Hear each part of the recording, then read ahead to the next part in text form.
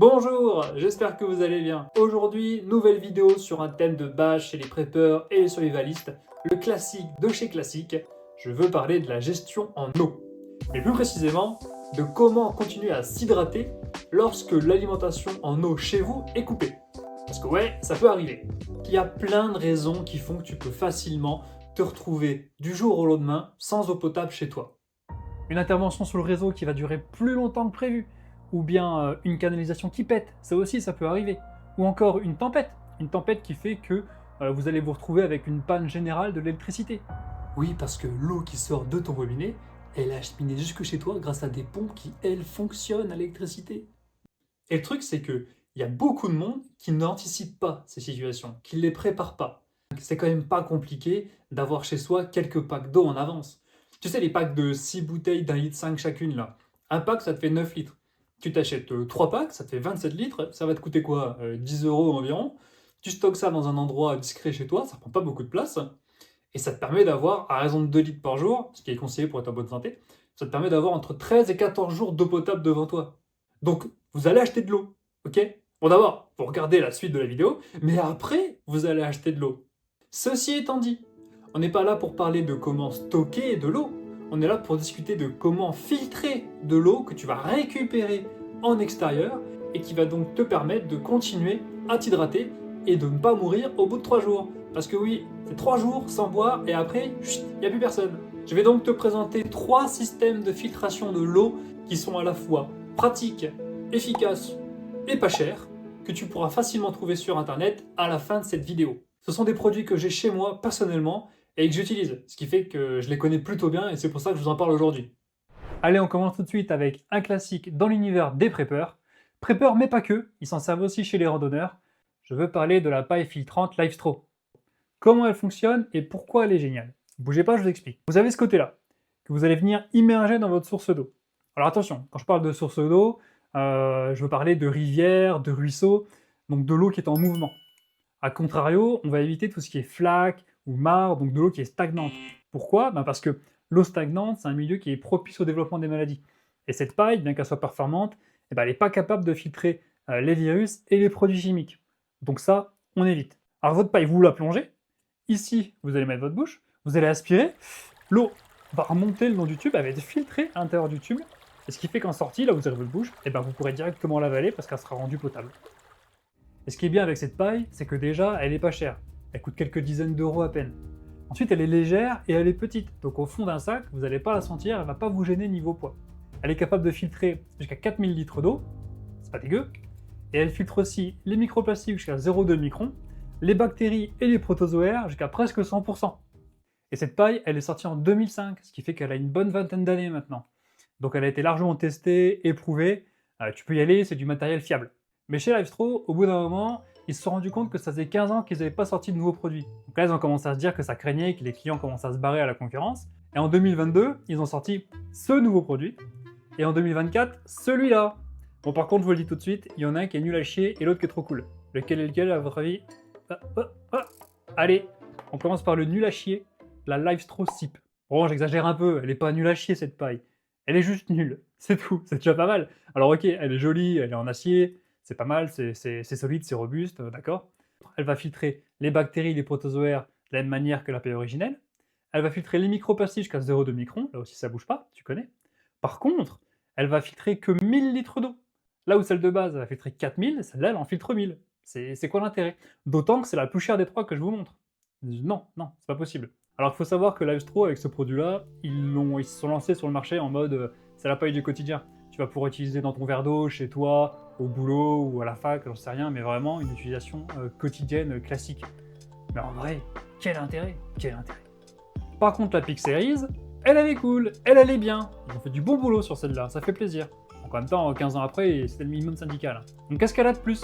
Alors déjà, elle a les mêmes capacités de filtration, les bactéries, protozoaires, 0,2 microns pour les microplastiques. 4000 litres, on reste sur la même quantité d'eau filtrée avec cette paille. Pareil, c'est le minimum à avoir. Par contre, il y a 2-3 choses en plus. Déjà, elle est bien plus robuste. La tenue en main, ça n'a rien à voir. Tu sens que c'est solide par rapport à la première. Tu as plus de confiance dans le produit. Autre gros avantage, c'est la facilité à aspirer l'eau. Avec celle de base, donc celle-ci, il faut bien plus forcer pour faire remonter l'eau. Tandis que celle-là, ça n'a rien à voir. C'est incomparable en termes d'aisance pour faire remonter l'eau. C'est vraiment bien. Et enfin, dernier avantage, c'est que ici, c'est le bout que tu vas immerger. Tu peux retirer cette partie-là, tu la dévisses, et tu peux venir fixer une bouteille d'eau directement, avec les goulots de bouteilles qu'on a classiques en plastique. Ça vient se fixer dessus. Donc ça peut te faire aussi transport. Tu remplis ta bouteille dans une eau un petit peu sale, tu mets ton filtre dessus, et puis tu vas pouvoir presser ta bouteille, l'eau va passer dans le filtre et ressortir dans un autre récipient en étant rendu potable. C'est vraiment une belle évolution, c'est quelque chose de réussi. C'est un peu plus cher que le modèle rétro, l'ancienne, celui qui a 20 ans, que je vous ai présenté au début. Mais ça vaut le coup, tant qu'à faire, prenez celle-là. Allez, maintenant on passe à notre deuxième système de filtration portable, la poche filtrante à gravité de chez Membrane Solutions. La particularité de cette poche, c'est que c'est un filtre à gravité. Ouais, c'est écrit là. Donc il fonctionne de la manière suivante, vous allez remplir votre poche dans votre ruisseau, votre cours d'eau. Donc là, c'est une capacité de 6 litres, parce que je trouvais ça plus confortable, mais vous avez des versions avec une contenance qui est moindre, c'est à vous de voir. Et une fois que vous l'avez rempli, vous allez l'accrocher dans un arbre, par exemple, en hauteur en tout cas, et laisser faire la gravité. Parce que l'eau va ensuite passer dans ce tuyau en plastique, et ça va arriver jusqu'à cette paille. Et ouais, la même technologie que la paille LiveStraw. L'eau non potable rentre d'un côté, elle est filtrée dans le tube, et elle ressort potable de l'autre côté. Et comme c'est la même technologie, elle va être capable de filtrer les bactéries, les protozoaires jusqu'à presque 100%. Par contre, elle va filtrer les microplastiques jusqu'à 0,1 micron, là où la LiveStraw c'était 0,2 micron, et elle va être capable de filtrer jusqu'à 5000 litres d'eau. Et l'avantage de ce produit par rapport à la paille LiveStraw, c'est que la paille LiveStraw, elle va plus s'adresser à une personne en solo. Tandis que la poche filtrante, là on est plus sur une notion de groupe, de famille. Avec ce modèle-là, vous avez une capacité de 6 litres d'eau. 6 litres d'eau, c'est quand même pas dégueu, hein. Surtout qu'en plus, le débit de filtration à travers la paille est quand même impressionnant. Ça va vite, ça va vite. Par contre, cette poche, elle a quand même deux inconvénients pour moi. Le premier, c'est le poids. Parce que la poche, là, c'est une 6 litres. Vous pouvez pas vous traîner 6 litres d'eau sur plusieurs kilomètres. C'est mort, c'est impossible. Ça vous fait une trop grosse charge, vous allez vous épuiser. Contrairement où là, une petite gourde, ça va être bien plus simple avec une gourde de 600 ml ou 1 litre. Ça, c'est facile à porter. Mais là, la poche de 6 litres ou même 3-4 litres, vous allez le sentir, c'est pas viable. L'autre point négatif, c'est que ça prend de la place.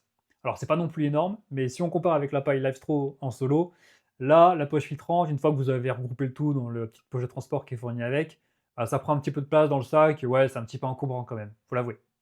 D'ailleurs, si vous le souhaitez, vous pouvez aussi vous servir de la paille de la poche filtrante de la même manière que celle de la LiveStraw. Vous débranchez ce côté-là le tuyau en plastique, vous avez votre paille filtrante, vous la plongez dans l'eau, vous aspirez, ça va filtrer, ça va faire le même boulot. C'est juste que de base, elle est quand même pensée pour fonctionner avec la poche, c'est son utilisation première. Mais attention, hein, ça reste un outil vachement intéressant, faut pas abuser quand même. La poche filtrante, encore une fois, si vous êtes plusieurs, si vous êtes nombreux, faut aller sur ce type de chaîne de filtration. Si vous êtes en solo, la paille filtrante, ça peut suffire. C'est plus léger, c'est plus rapide, tandis que la poche filtrante, c'est plus encombrant, mais il y a une plus grosse contenance. Ça dépend de votre situation, mais les deux sont quand même vachement intéressantes. Et tout ça, ça nous amène à notre troisième et dernier système de purification de l'eau. Je veux parler des pastilles micro-pures fortes. Pas classiques, fortes. Ouais, il y a une différence. Alors qu'est-ce que c'est que ce truc? Et bien dans cette petite boîte, tu as 4 plaquettes comme ça, de chacune 25 pastilles, et chaque pastille va te permettre de purifier 1 litre d'eau. Ce qui fait qu'avec une boîte, tu peux purifier 100 litres d'eau. Et pour ça, tu prends ta petite pastille, tu la mets dans ton récipient qui contient ta flotte, tu vas attendre entre une demi-heure et 2 heures, et ensuite tu pourras la consommer directement. Et voilà, tu tomberas pas malade et tu mourras pas. Donc entre une demi-heure et 2 heures, pourquoi? Parce que en une demi-heure, ça va tuer tout ce qui est bactéries et virus. Parce que oui, elle fait les virus, contrairement au système qu'on a vu avant. Et ça, c'est vachement bien. Et jusqu'à 2 heures, donc c'est même mieux d'attendre 2 heures, parce qu'au bout de 2 heures, tout ce qui est protozoaire, eux aussi vont être détruits. Alors ça met plus de temps parce que plus c'est gros, plus ça met du temps pour être tué par la pastille, tout simplement. Et le petit bonus de notre pastille, la cerise sur le gâteau, la potatoes que tu retrouves dans le paquet de frites du McDo et qui fait grave plaisir, c'est que non seulement elle va purifier ton eau, mais en plus, grâce aux ions d'argent qu'elle contient, elle va te permettre de conserver ton eau pendant 6 mois. 6 mois, c'est énorme. Ça fait quand même vachement plaisir, ça aussi, hein, la potatoes. Et comme je l'ai dit au début, il y a deux produits différents chez Micropure. Il y a les Micropures fortes et les Micropures classiques. La différence, c'est que les classiques, elles vont uniquement avoir le pouvoir de conservation de l'eau pendant 6 mois, qu'on a cité avant.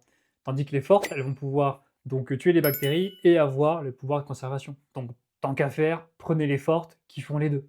Mais ce produit, il a quand même deux points faibles, deux défauts pour moi.